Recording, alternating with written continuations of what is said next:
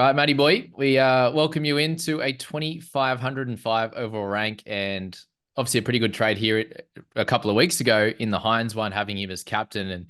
And yeah, just touch on that, mate. Obviously, last week that trading Smith didn't work out, and bring in Hynes, but this week it really worked out. Give us a little chat about that, and looking forward at trades, not just for a 1 week basis. Yeah, thanks, man. It's interesting. Hey, I think I had one of the viewers that were watching the video. They commented after that weekend, talking about how it was the worst trade ever. Cheese to Heinz, and in the moment, it definitely was, and it was painful. But this is why we make trades not for 1 week. We make trades for the next 10, 20 weeks. I mean, if you're trading in keepers, and obviously it sucked that week. After I did that video with you, I think I traded Cheese and May to Hines and Iro. And in the moment, it wasn't that great. But after last week, it's obviously it's paid off. And I think if we didn't get Hines in the week we did, we probably wouldn't have got him in last week. We might have gone for an SJ or something like that. So it's interesting how, yeah, the 1 week, the short term result might not be exactly what you want, but now you've locked in that cash cow and that gun, and now like the following week, no one was looking to trade him in last week, so Hines was a little bit more of a differential to if we did do a big score the week we traded him in, everyone would have got him in last week, and then his points wouldn't have mattered as much for us.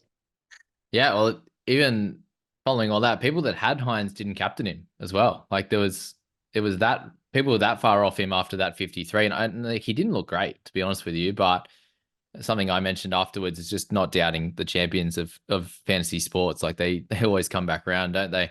Yeah, Yeah, I like mean, I haven't considered it. I think I asked you. I was like, should I captain Carrigan or Hines? would have been fine. And yeah, it would have been fine in the end, but I just thought you have to kind of double down on your decisions. When a decision that you make that has the right logic doesn't go the right way the first time, if you if you then stray from that decision, then you could be costing yourself points. Yeah, and So yeah, I like you might run trades. you might run out of trades too. Yeah, that's for sure. Mate, so yeah, you went the other way then. So last week you brought in Jaden Brayley after removing Smith the week before. Is that right? Yeah, so I needed hooker cover. I had Danny Levi. So basically, I figured Danny Levi was at the top of his price point, and Jaden Brayley was about at the bottom of his price point. It was an 80K swap between the two of them, and I figured that Brayley could average 15 to 20 points more than Levi. Yep. So I just made that trade. Went a bit early on Brayley. Hopefully he continues to, ramp up with his points. I mean, if he could just get 40 odd points, to be honest, I'm happy with that at his price. Yep. So yeah. Definitely. Last week I got him in, and then I also got Crichton and Chevy Stewart. So, and just got rid of Hutchison, Burbo, and Levi. So I was just clearing out Deadwood. Yeah, that makes sense. And now really only just sitting there with Talangi as the deadwood and then the Ponga Fogarty, mate. What are your thoughts into this week? And do you have an eye on round 13 from now, or do you kind of leave it another week or two? Yeah, so I think it depends on your team. So for my team, if you look at it, I've got players that could go to Origin. I've got Carrigan, Cotter, Olakau'atu is a possibility of going to Origin, and then I've got Turbo, and that's pretty much it. So, oh, and potentially Hines. So Well, let's hope for not on me, Hines. yeah, let's hope not. But I mean, if he continues playing like he did last week, you imagine yeah, he's likely to get this spot. So we kind of want him to play well, so he scores well for our fantasy teams, for our captaincy. But we don't want him to play too well because we don't want him to make Origin. But yeah, I think one of those things is going to happen. Crab runs for So days yeah, and offloads. so yeah. Um, what was I saying? So yeah, with who I'm going to bring in, I think I do look to round 13, but I'm not super hyper focused on it because we do get four trades in round 13, and I think what last year I was guilty of, and I know a lot of people were guilty of, is bringing in players that played in those buy rounds, but they weren't the best option in the position that you were looking for at the time. Yep. So I think last year I passed up on a lot of good options just because they weren't playing in round 13. And then later on, like in round 25, you're stuck with those options potentially. Like you might not have got to trade them out, and you've got this substandard keeper that you've had to hold from. Like for me, it was Robson. I Yep. brought in Robson because he was playing round 13. I brought him in around now, like around round 8, and then he didn't end up playing Origin. Like he obviously ended up playing Origin, and then he dropped off, and you just don't have the trades to trade out guys like that later down the track. So I think it's important to, when you're deciding between a couple of players, to lean towards the players that are obviously playing the buy rounds. But I wouldn't say it's crucial to only get in buy round players at this stage. Yeah. So there's three ways to go about it. So you got the guy that likely the best scorer at the price. Like you could probably look at Reece Walsh down at wing fullback. You could look at Cleary, obviously in his position, like Isaiah Yo or something like that. If you've got enough money to mids, and you could look at that and go, well, that's annoying. They're going to miss a bunch of games over Origin, but there's still 5 weeks until we have to make those decisions, and there's that is a good option. Still, with 5 weeks to go, I think that's fine. I think it depends how many trades you got too. So I'm sitting at 23, so are you, and I don't think I have the luxury to be able to do that. So if you have 26 or something like that, I think you've got a luxury of 2 trades there to do that in and out, maybe if you want to, or like maybe Yo comes in, stays in your team, but that means you trade one of your other Origin guys out. So that's probably one thought. The other one is, even last year, I think there was issues with us trading in a guy, any of us, round 12, right?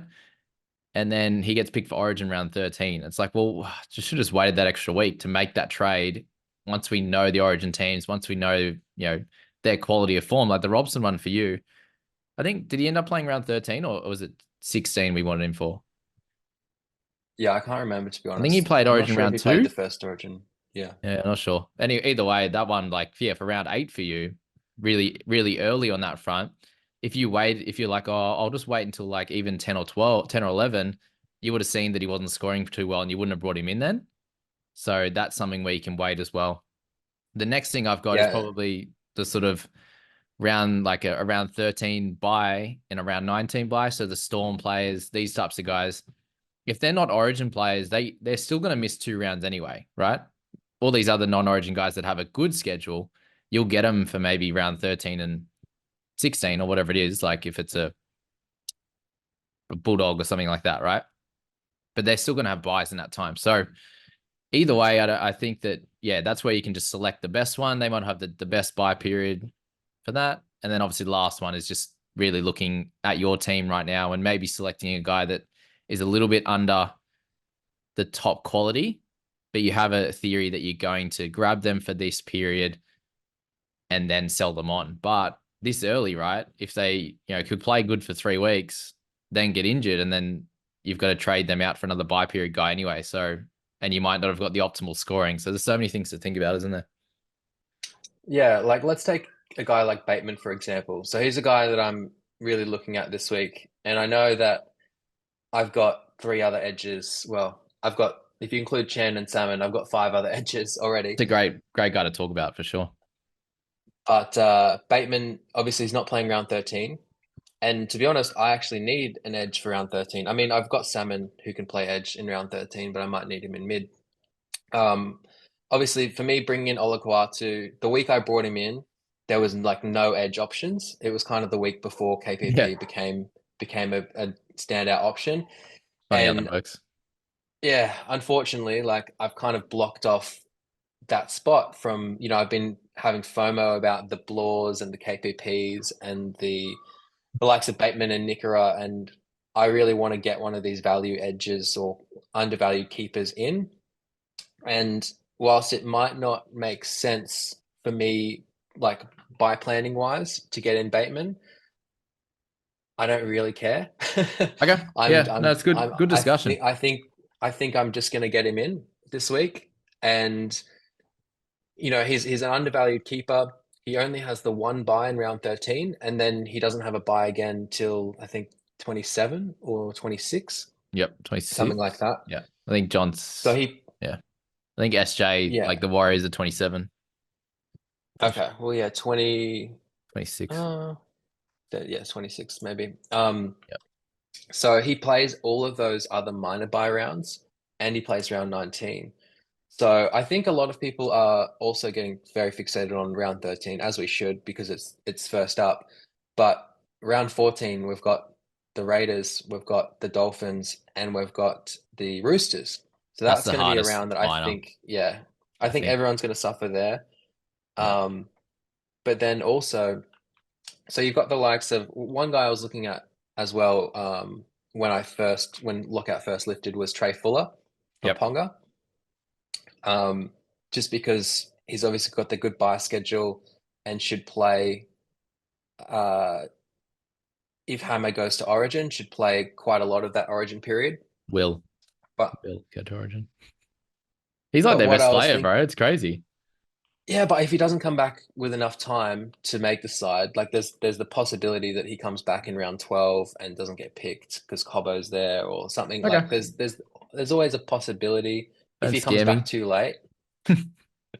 I'm getting fuller, so don't Um, scare me.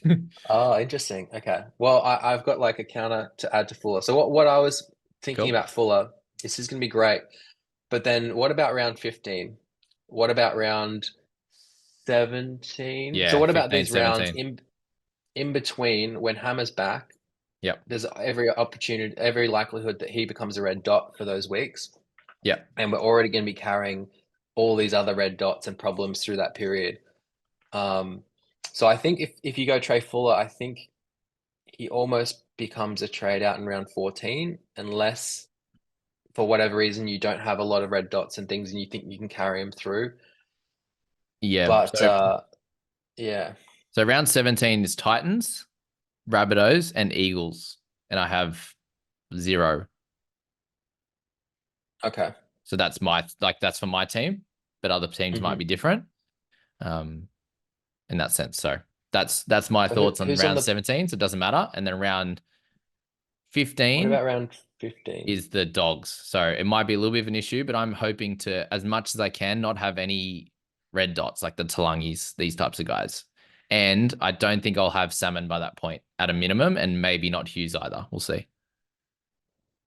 So Okay. yeah, you do have to have a plan in place for sure. But that round Yeah. 7, like 14 is so hard. 17 I find easy, and then round 20 is like we've got extra trades, and by that point we can get anyone, right? So yeah, that they're two definitely worrisome things, 15 and 17. But I thought of that as well. Like, let's just say he comes back in round 11. So that would be 4 weeks out with the hammy. Even if Fuller doesn't play round 11, I've got no Dragons. And then if Fuller doesn't play 12, I've got KPP only. So that would be fine. But yeah, you got to have a plan. I think you need like probably 5 wing fullbacks or like dual guys that you could switch in and out if you want to go the Fuller strategy. Um, yeah, there's a lot to it, and that's a lot to think about. It's a bit more of a higher brow strategy. Could work, could also not work. So yeah, but yeah, great. Yeah, Thanks for bringing those things up. That really helps everyone. that's all right. I think I really do like Fuller as an option. It's just for me and similar for you at 23 trades, I'm thinking, okay, if I have to trade him back out during Origin and he doesn't end up being that cover for me, um, then that's kind of I'm spending two trades there. So at this point, with this amount of trades, for me, I'm really trying to go either bottom dollar cash cows like Yep. KO Weeks, etc., that have long term prospects that I can cash them out in 2 months or whatever, or I'm trying to go for guns or undervalued, or you could say in the likes of like for Plath, I think he's not a gun, but I think he is a slightly undervalued mid-ranger that has excellent buy coverage. So that's kind of where I would slightly differ as well. So for me this week, I'm looking at potentially just playing Chevy Stewart in wing fullback. That's not ideal, but Fine. I think there's plenty of options coming up next week, like the likes of Garrick, the likes of, I mean, not that I'm super keen on him, but Tedesco is going to be mid 500s in a Yeah, week or so if he gets a 40. So crazy. there's always that, and you just hold him through Origin. There's potential, and then you've got because to be honest, wing fullback, I'm not super. If I have 12 players in round 13 and one of them missing is a wing fullback or center, I'm not super concerned Yeah, that's because fair. wing fullback, like the likes of Chevy Stewart or something, can come out and get 10 points, and then it's like, oh, I had an extra number, but Yeah, that's it's right. 10 points. Yeah, yeah, that's right. So Yeah, you don't want to ruin your team or make an extra unnecessary trade just for the extra number for sure. It's ideal to have 13 if you can make it work easily, but if you can't make it work easily, just don't bother with it and do better in round 14 or something like that, right? yeah, of course, and yeah, I think we went through this last year because it was quality over quantity. Like some guys would have 13 players and other guys would have nine, but the nine were all guns and the Yeah. nine would outscore the 13. So obviously you want to buy as many tickets to the fantasy lottery as you can. So if you have Yeah. 13 players, Chevy Stewart could always come off with a 50. I think we had Munro last year in wing fullback in that Yep. round 19 buy, and he scored like 50 points and got a try or whatnot. And that was great. Like the 1 week we needed him, he got 50 points. So yeah, you obviously want to have 13 players if you can, but there wasn't from memory, I didn't have last year, I didn't have 13 players every single round. Like, I didn't have the maximum amount of players, but Yeah. when I One or didn't two have rounds, it, maybe. yeah, when I didn't have it, it was typically missing like a wing fullback or a center. Yeah, So, that's fair. So what are you gonna do with Ponga and Fogs? so I'm thinking Bateman and Plath at the moment. Okay, go on cheaper. Cash in the bank. Yeah, so that'll leave me 370K in the bank, and then I can go a Talangi to whoever I want next week. So Ruben Garrick is on the list, but he doesn't play around 13. Kiraz is also on the list because he has really good buy coverage. But I'm thinking one of those center duels because I don't have center cover without Talangi, obviously, and he's not playing. Yep. So yeah, that's where I'm kind of thinking at the moment. Okay, cover both center and Center, wing fullback. That'll be good. And then a center better wing scorer fullback, than yeah. Stewart, I suppose. What's going to happen for you in round 10? Will you make another trade? Because you got two Raiders? No, because I've only got the two Raiders. I thought about bringing in Weeks as well, but I think I'm going to stick to the two trades this week because I really need to bank a trade. I mean, Yeah. I'm living up to my name of House No Trades. Yeah. Yeah, so Um, I was just meaning about you won't have a center or a wing fullback in round 10. You'll be missing one. so I'll have Garrick in there. Yeah, you're right. Yeah. I'll figure that Something to out. think about too. Yeah. Just thought I'd mention it. Yeah, Forward to be honest, thinking. I was thinking about potentially picking up one of these cheapies as well, um, from one of the other teams, whether it's the Knights fullback, um, or another cheapie that pops up between now and then. Yeah. But yeah, it is tough. It's only a couple rounds away. Um, but yeah, for those positions, I'm not too stressed to be fair. Like I'm playing Chevy Stewart this week, and if he comes out and scores a 15, it's not the end of the world. Like if you have to play short in that center wing fullback position, but the rest of your team is guns, then it's not the end of the world for 1 week. Yeah, definitely. Mate, only 309 points behind first. It's a pretty good position there. And then top 50, it's two 220 odd. Top 100, yeah, like under 200 away from the top 100, man. So I remember was it last year early? No, a couple of years ago early on. I think we were in like round 3, we're already like 500 points behind the leader, even if you were like ranked 5,000 or something. So pretty tight this year, which is it's good for anyone up till sort of 10,000, I suppose. Like I'm the head to head team 16,000. They're only 500 points behind. It's not crazy at all. Yeah, I think this year that the injury toll has kind of leveled the playing field. I don't think anyone, because in previous years, the people right at the top, they typically will have missed all of these injuries and they've just dodged them. Whereas this year, I don't think you could have missed any of these injuries. Or yeah, You know, half of them or something. Yeah, yeah, yeah. I if you're mean, lucky. you kind of missed all of them. You kind of Mm. had no Haas, no Cleary. Like there's no Ponga, no Fogarty. Like there's a lot of highly owned players that have gone down this season compared to any other season previously. So Very I think fair. it's leveled the playing field a lot. It's good. Actually, I want to ask you, Cleary or Hynes, and why would you go either if you had neither? Oh, if I had neither, that's tough. Yeah. I think obviously with Cleary coming back from injury, and he was only averaging 60 points before injury in the 3 games that he played. Yeah. I would probably lean Hynes just because of the new halves combo with Trindle going down, Hmm. or going down, getting suspended, or getting stood down, whatever it is. Going down. Yeah. So yeah, I think Cleary, like obviously Cleary definitely is going to play Origin as well, whereas Hynes, you've got the chance that he doesn't play Origin. But honestly, I think it's one of those ones where it's like, who do you like watching more? If you do bring in Cleary, I would say you probably should be holding him through the Origin period, Okay. If you decide to do it unless now. you have heaps of trades. Yeah, Yeah. I know Mitch. I saw Mitch yesterday in the private group mentioned that he was bringing in Cleary and Walsh, and Huh? like Mitch came like around 60th or something last week, last year, and at the moment he's coming like 350, and he's Yeah. bringing in Reece Welsh and Cleary, and he's like, I don't care about Origin, I'm just bringing in the best players in the Yeah. positions, That's and fair. I'm going to get the points for now. Yeah. It's still So 5 weeks away or 6 weeks away too. So yeah. What would you do with McInnes if you owned him at the moment? Obviously, Finucane done now. Congrats to him for an awesome career. But the bench makeup, do you think he's going to be like 50 minutes and then 60 minutes, like somewhere between there? I think it's an easy hold. Yeah, I think yeah, if McInnes is the biggest of your problems, like yeah, you need to just chill out. And I noticed that the NRL Fantasy Amateur Boys, they had him as a pretty high priority trade out.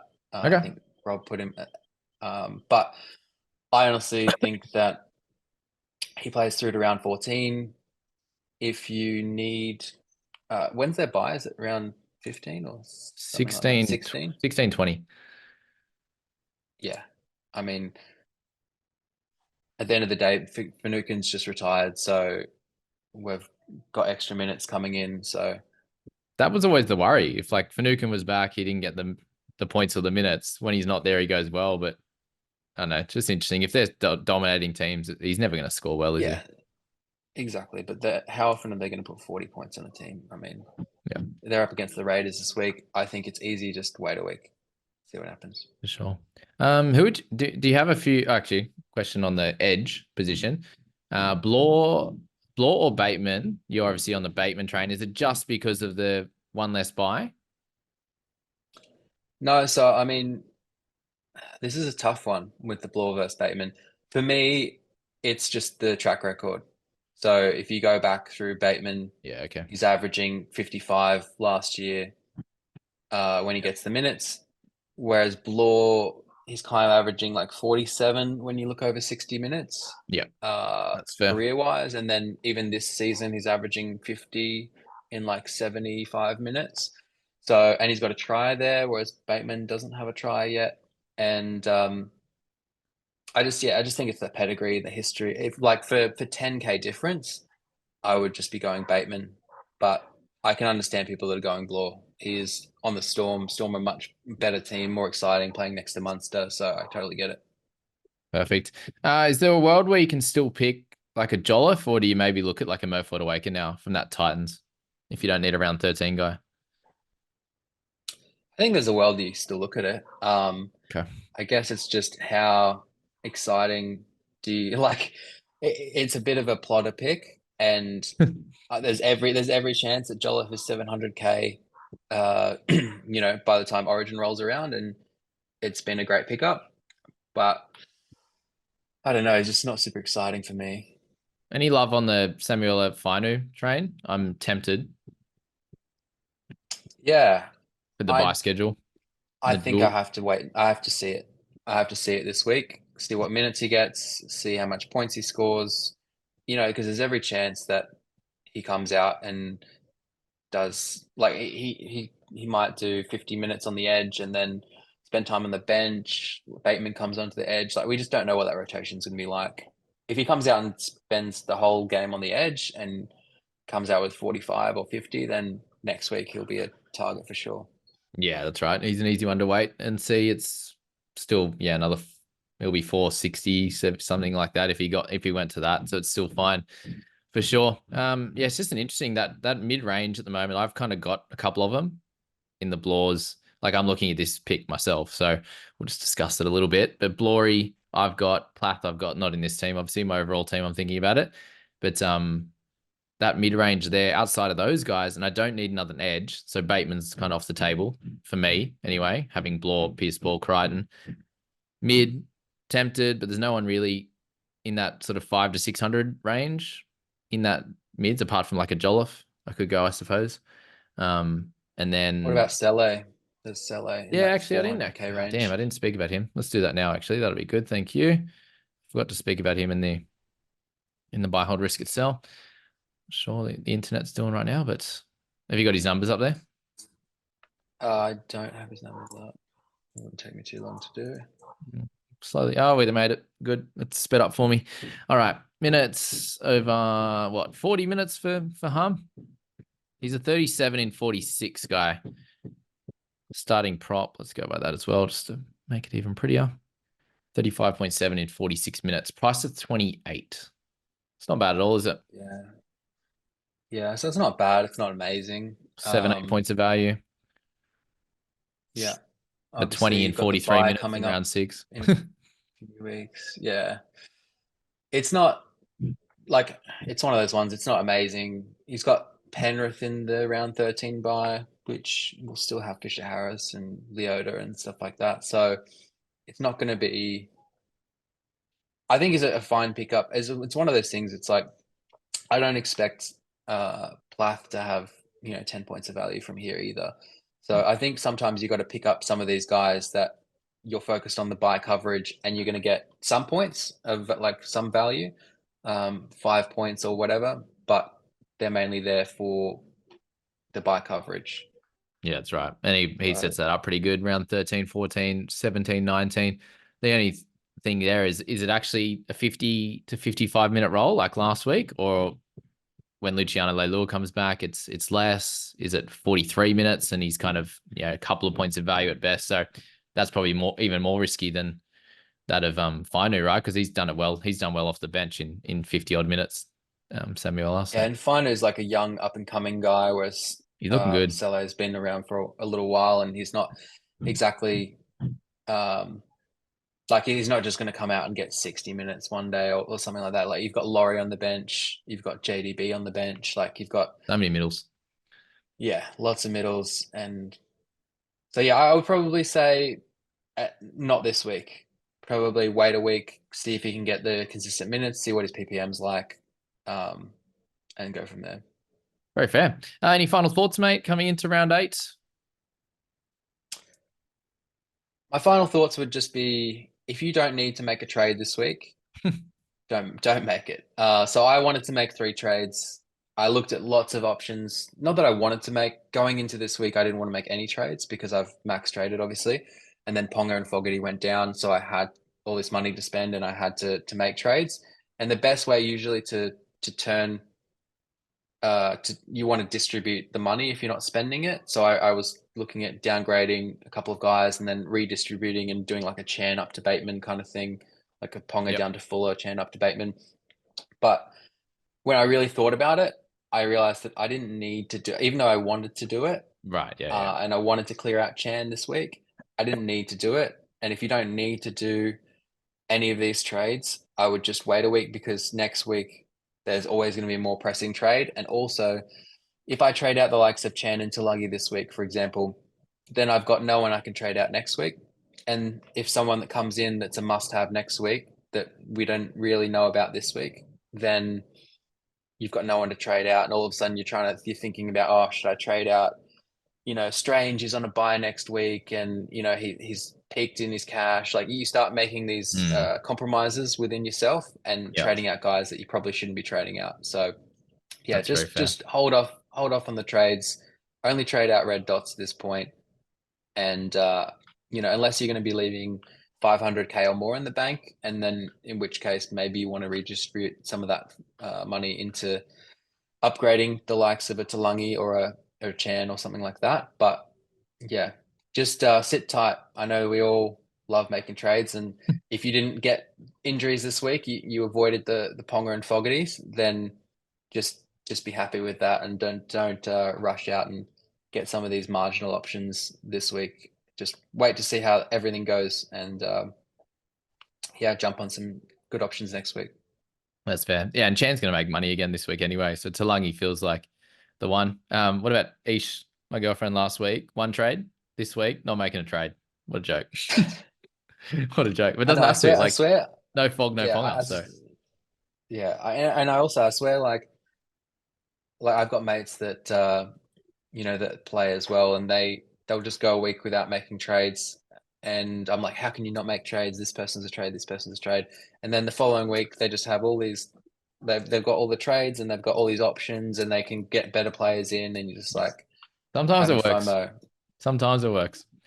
Or sometimes Sometimes you it get lucky works. too. Like, yeah, she doesn't have fogs, but she had the Walsh when he copped his face thing and then had Tedesco. So like different issues in different weeks. But yeah, there you go. That's the week, guys. Good luck heading into this one. So obviously just remember to get things sorted by 2 p.m. Sydney time tomorrow. So as of this video, got a day and 2 hours until you need to make those decisions. Lock in that vice and captain. Don't make the trades too early if you don't have to. Good luck, guys.